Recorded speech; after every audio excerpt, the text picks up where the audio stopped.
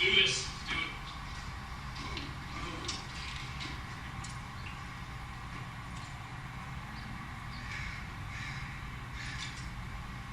I guess they already know it. I guess so.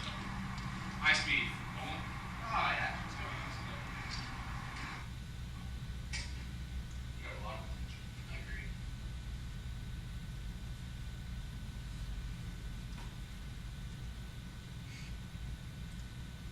Great. So let me talk to you about why this video is applicable to what I'm going to talk about.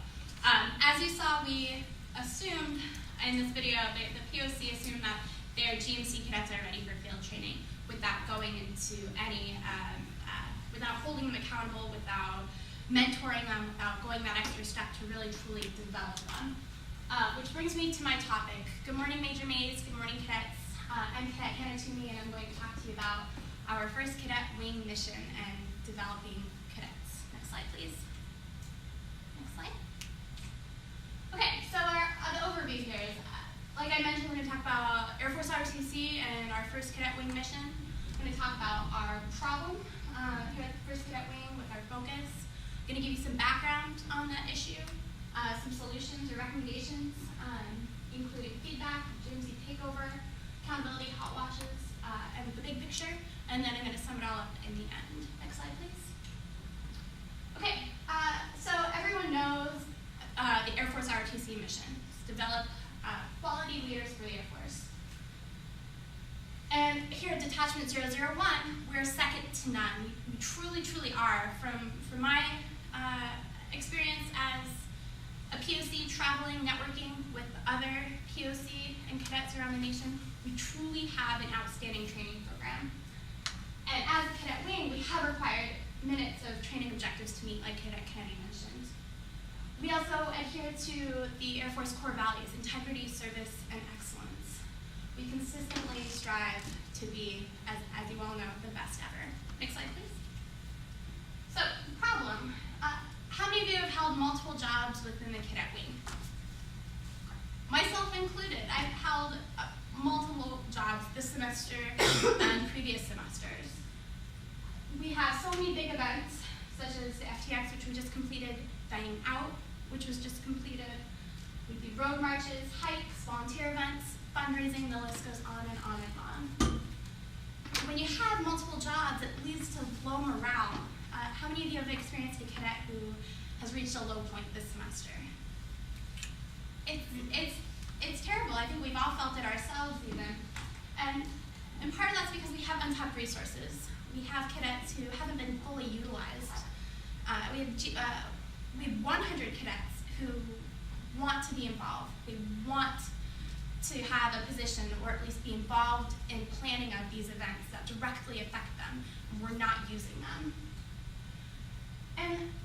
And part of that is our FTP cadets aren't even being fully utilized. These are cadets who are going to be our POC, our first line of defense. There's only 6 of us, and we need them. We need to train them now. And the question comes to, are we UAA students in Air Force ROTC, or are we Air Force ROTC students who happen to be attending the University of Alaska? Next slide, please. Okay, so now I talked to you about the problem. I want to talk to you about the background of this, why the problem exists. So we have a high level of excellence here in Detachment 001. We're expected to provide a really high caliber of products to the cadre, for ourselves, because each event is for us. We have proposals, emails, fundraisers. Everything we do requires intense amounts of planning. We depend on our reliable cadets. As you see listed here, and as I spoke about last time, we have cadets with 100 plus volunteer hours last semester. Cadet Weisenblue had 3 jobs at the beginning of the semester. Cadet Payton and Cadet Chambers, both reliable, but they don't hold jobs currently. We do not challenge and hold our cadets accountable who do not hold jobs on the flip side. So we have cadets who do hold positions, but they aren't being held to the highest of standards, so we're losing on both sides. Cadets who can do the job and are willing to do the job, who aren't given those opportunities, and cadets who are given the opportunities, who aren't adhering to the standards and aren't being held to those standards. Next slide, please. we're so focused on getting the mission done, we don't always utilize all of our resources, like I mentioned. So, but because of this, we're allowing cadets to get to the POC who are either burned out or who aren't prepared. They've never held a job or been held to that higher standard. So what do we do? Next slide, please. Some solutions. So formal feedbacks. Do you know where those feedbacks we do 3 times a semester end up? Do you know where they go? Okay. So, like I mentioned last time, they end up in a binder, and I don't know exactly where they go after the end of the semester, but I'm assuming it has to do with a trash can or an incinerator. So they're not something that we hold on to. But this feedback is exactly where we need to be holding on to these. We need to be holding on to these feedbacks. They are the ground level of where we start to truly develop our cadets.